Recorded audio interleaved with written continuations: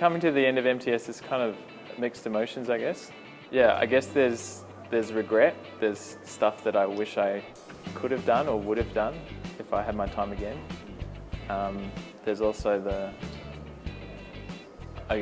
sadness to leave something you've invested so much in, not just the last 2 years, but the last 8 or 9 years at HBC.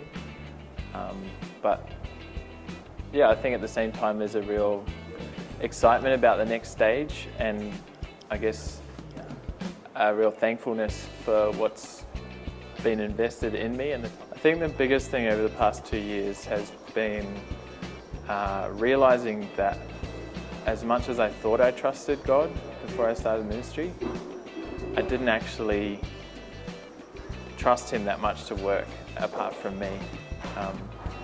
I saw ministry as stuff that I do to further God's kingdom, and God kind of tops it up, rather than entrusting it all to God.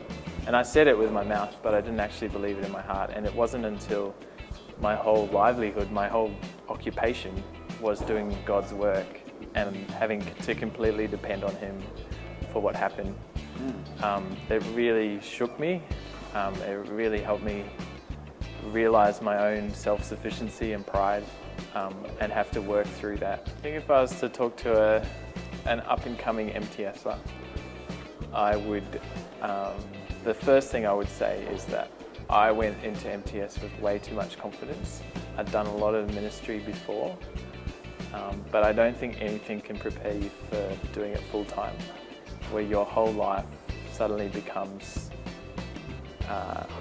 ministry, and working out the boundaries in your day, when to rest, what counts as ministry, what doesn't count as ministry. There's all these challenges that are coming ahead that you cannot anticipate, you cannot train for. Ministry-wise, I'm heading to Moore College next year, Bible College in Sydney, and part of that is we do some ministry, but it's mostly studying the Bible for 4 years. But in terms of student ministry, I'll be most likely heading to Silverwater Prison to do prison chaplaincy work, a couple of days a fortnight.